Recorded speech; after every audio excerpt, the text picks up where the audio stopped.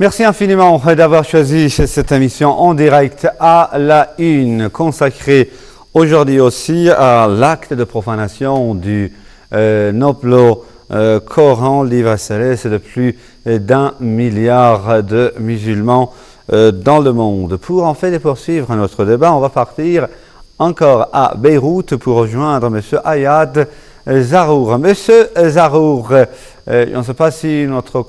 Bien sûr.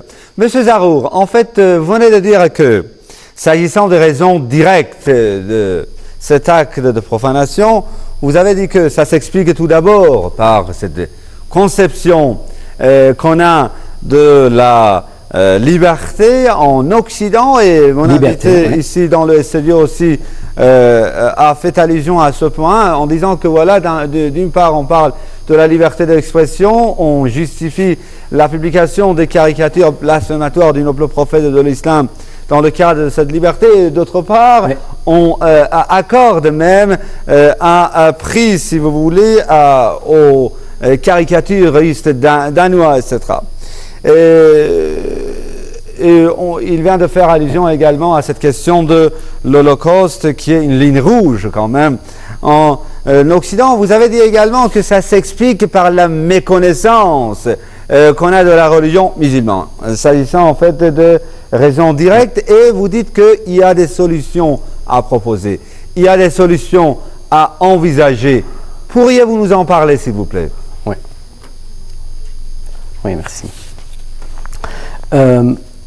Tout d'abord, je suis convaincu, je partage les mêmes points de vue de mon collègue qui est tout près de vous, mais je ne veux pas entrer, et mon approche, c'est pas d'entrer dans les raisons politiques et psychologiques, si vous voulez, qui ont guidé Monsieur Pasteur à ce niveau de pensée.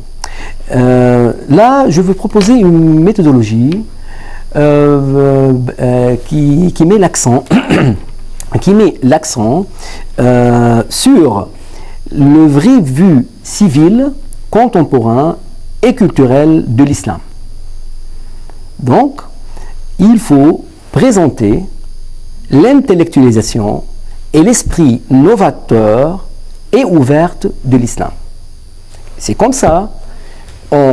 Il faut investir, j'investis cet acte international pour présenter mon islam, comment je le comprends, et pour éclaircir cet islam dans les cœurs des gens.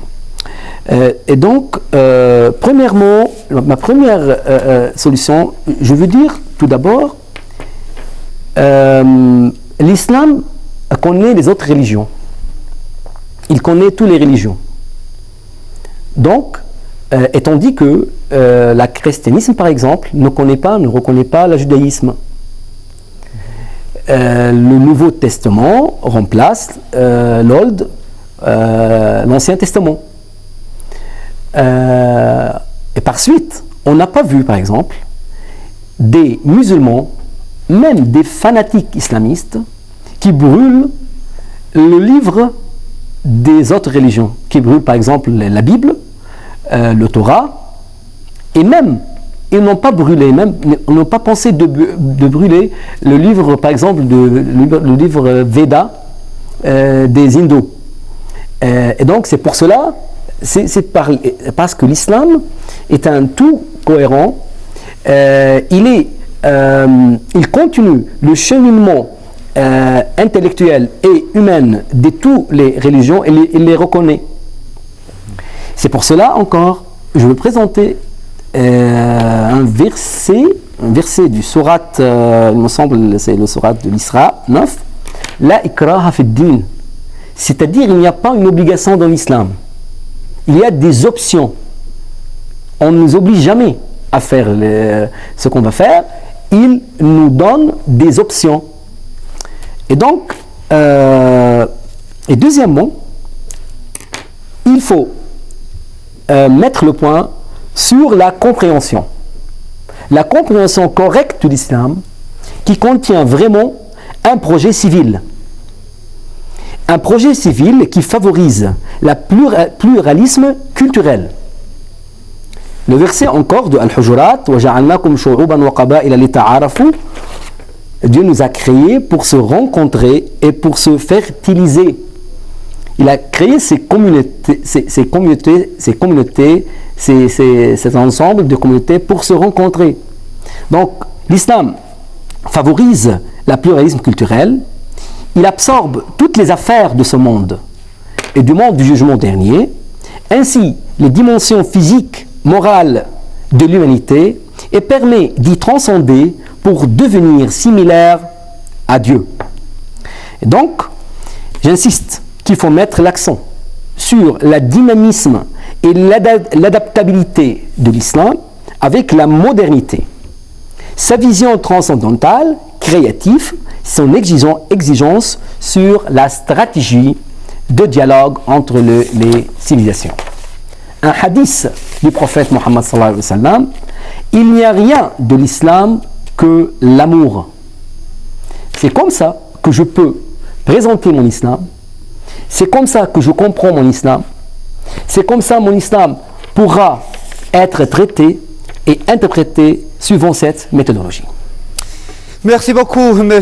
Zarour, pour cette analyse pertinente que vous faites vraiment sur les solutions à proposer, les solutions à envisager. Personnellement, je suis tout à fait d'accord avec vous. Nous, les musulmans, nous devons effectuer un énorme travail en matière d'information pour véhiculer le vrai message de l'islam, pour montrer la véritable image de l'islam et des musulmans dans le monde entier, d'autant plus qu'il y a un énorme effort dans certains médias occidentaux pour ternir l'image de l'islam et des musulmans. C'était également une stratégie qui consistait à stigmatiser en fait les musulmans depuis le 11 septembre 2001. Je reviendrai vers vous.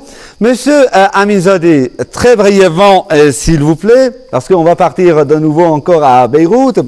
En fait, M. Zarour dit quelque chose de très intéressant. Nous, les musulmans, c'est-à-dire l'islam, respecte parfaitement les autres religions, le christianisme, le judaïsme. Pour nous, les musulmans, le Moïse, c'est un vrai,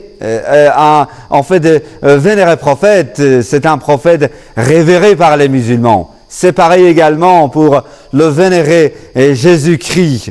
Que la paix de Dieu soit sur, eux. Et comment vous l'expliquez? Nous, les musulmans, nous respectons parfaitement, selon M. Zarour, les autres religions, et les musulmans ne se permettent jamais de brûler le livre saint des autres religions.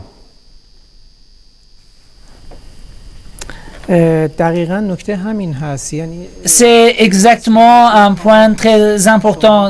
L'islam est une religion complète.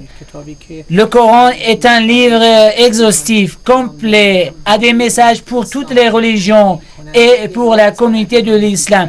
C'est la complétion du même chemin déjà dessiné par les religions précédentes. Donc, on pourrait nier rien dans ce livre. On ne pourrait jamais nier les programmes du Coran sur l'humanité. Aujourd'hui, nous voyons, il y a dans l'Oumma islam, de l'islam, des races, des ethnies, des nations différentes. Ils ont trouvé dans le Coran un programme tout à fait complet. C'était une religion comme l'islam a beaucoup de choses intéressantes. Le Coran, avec ses programmes, aboutirait à une vraie bonheur durable, non pas à une pensée qui nie les autres. Avec ce qui s'est passé, avec les problèmes qui sont dans le cadre de ces projets-là, je crois que nous devons essayer de présenter la vraie image de l'islam pour empêcher toutes sortes d'extrémismes. Il faut avoir, comme monsieur vient de dire, une vraie compréhension de l'islam. Parce qu'en islam, il n'y a aucune place pour l'extrémisme.